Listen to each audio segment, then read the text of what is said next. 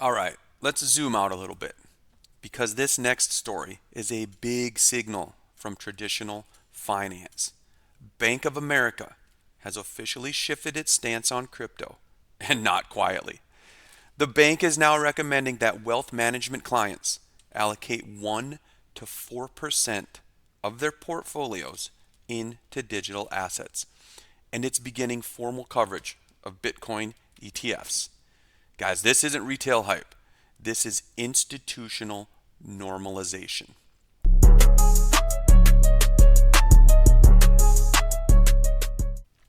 All right, so what's changed at Bank of America? Here's what's new.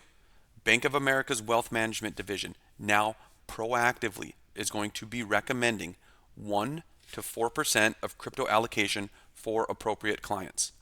Previously, advisors could only discuss crypto if clients asked about it first. So starting January 5th, 2026, the bank's chief investment office will be formally covering 4 spot Bitcoin ETFs. These will be Bitwise, the BITB, Fidelity's, Grayscale, and BlackRock. That list alone tells you everything you need to know about where institutional money is going. And guys, like I said on this channel, signal, not noise.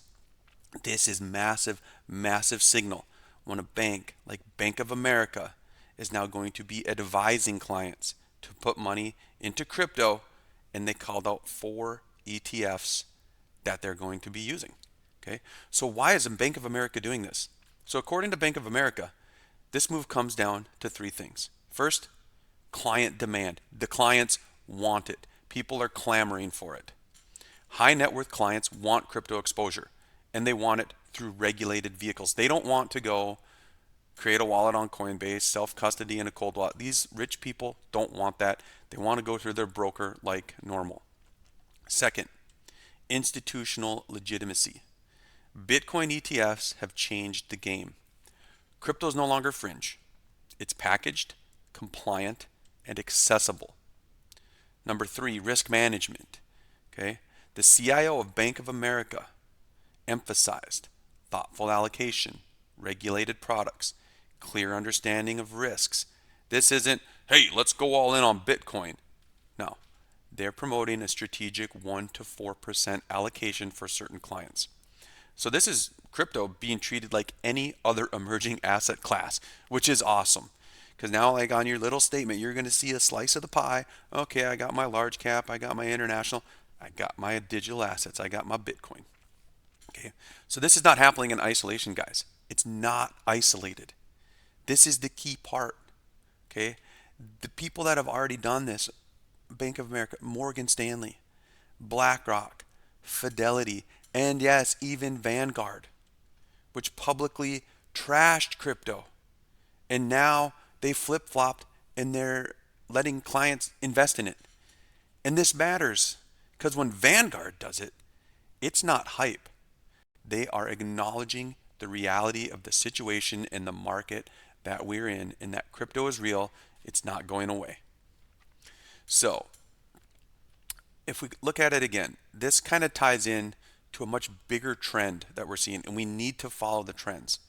Bank of America analysts have openly stated that U.S. crypto regulation is shifting from discussion to implementation.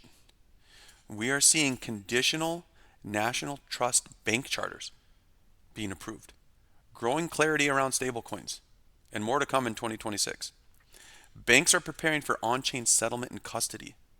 So in other words, they're not asking if crypto fits into finance anymore. They need to know how they can integrate it into their clients. So this is not all bullish, right? It's happening during market volatility. The market's volatile right now. Bitcoin's down, right? Bitcoin's at in the 80s, down from 126K, right? And us retail investors are absorbing a lot of the short-term pain, let's be honest.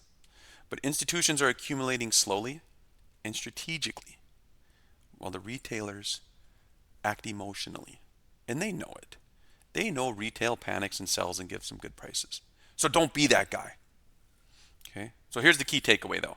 Because again, on this channel, we look for signal, not the noise. We look what's really happening. What are the big guys doing? How are they positioning themselves? And how can we understand it and make money, right? Bank of America is now officially on record saying crypto belongs in your portfolio. Bitcoin ETFs are now a standard allocation discussion. Like I said, let's get our large caps, let's get our small caps. Yeah, we need some international exposure. We need our crypto exposure. It's in the mix now, finally.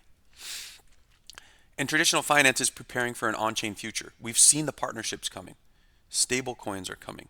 Tokenized real-world stocks, money markets, treasuries, all here. Maybe not quite at scale, but it's here. Okay? It's insane.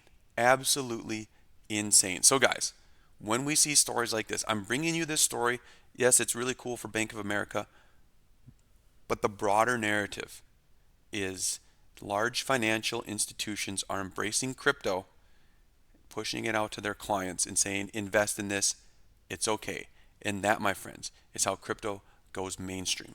So if you agree, if you think this is going to change the landscape, let me know below.